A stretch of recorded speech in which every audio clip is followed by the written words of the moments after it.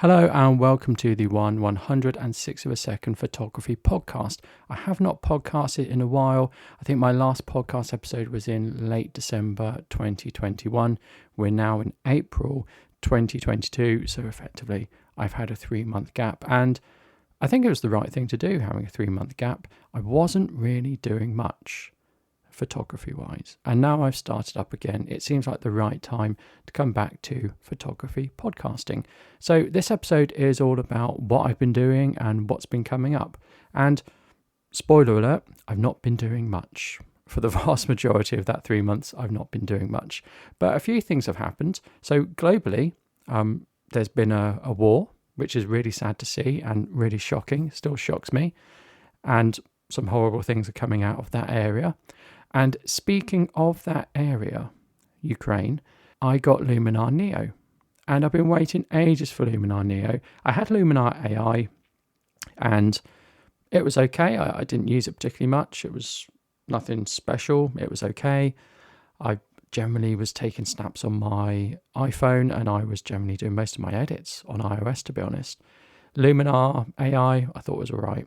But Luminar Neo came out, and, well, it didn't come out. It was advertised. It was built up. It was hyped. If you can hear a dog, I do apologise. There's a new dog in my neighbourhood, and I have no control over when the dog barks, etc. So please bear with me. So it didn't come out. It was sort of advertised, and I bought it way ahead of it being released. I bought it for £25 on a special offer. I was probably charged in dollars, and it came out at £25. So I just got a single seat license. And then it came out, I think, around February, and I only recently got it. So I've given it a quick try, and I really like it.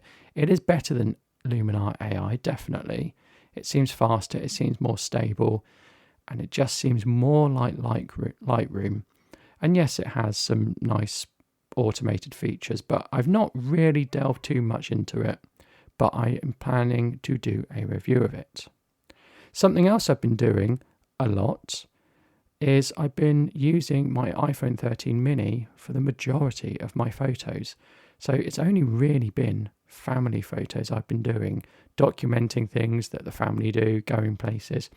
And I must say, what I really have liked is using the portrait mode for photos. And of course, when I get a really good photo, I print it on my Instax printer, and you cannot tell that it came from a phone.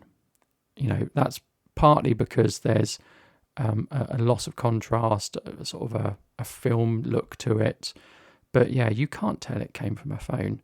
So the background blurring, I think, is very, very good on that in portrait mode. And once you sort of de-sharpen it, then you just can't tell. So there are some telltale signs on portrait mode, and those are things like around the hair, between the fingers and things like that, but you just can't see those on Instax. And to be honest, you can only see them on a phone screen when you really zoom in, or you know to look for them. So I did a photography shoot again, I think it was around December, with a local male model, and I took my SLR, took my Micro Four Thirds, and I took my iPhone mini, 13 mini, and I used portrait mode. And when I edited the photos, you couldn't tell. You couldn't tell the difference. You couldn't tell which one had been shot on an iPhone and which one had been shot on an SLR. So that was at the delivery stage. So when I sent them off to the model, I don't think you could tell. And that's because by that point, I've edited it. I've used JPEG Mini to compress the images if they were shot from my SLR, and they sort of end up on an even keel. So yeah, I think iPhone photography has got really good, and that's really exciting. And I do plan to do a episode on sort of a review of my iPhone 13 6 months in, or however months in I am with it. So I've also started doing a bit of miniature macro photography. I'm doing sort of a recreation project, and I'm really liking that. And essentially, it tends to be macro or things like that. So I've actually got quite a lot of stuff for macro. I've got my own dedicated macro lens. It's not one of the best ones, but it's got a dedicated macro lens. That's for Micro Four Thirds. My GR3 has a macro mode. My Sony's every1, I've got an adapter to put it into macro mode. And your phone does quite good macro as well, although my phone doesn't have a dedicated macro lens like the 13 Pro Max. So I've been experimenting with macro stuff. I had wanted to sell quite a lot of my gear because I wasn't doing anything with it.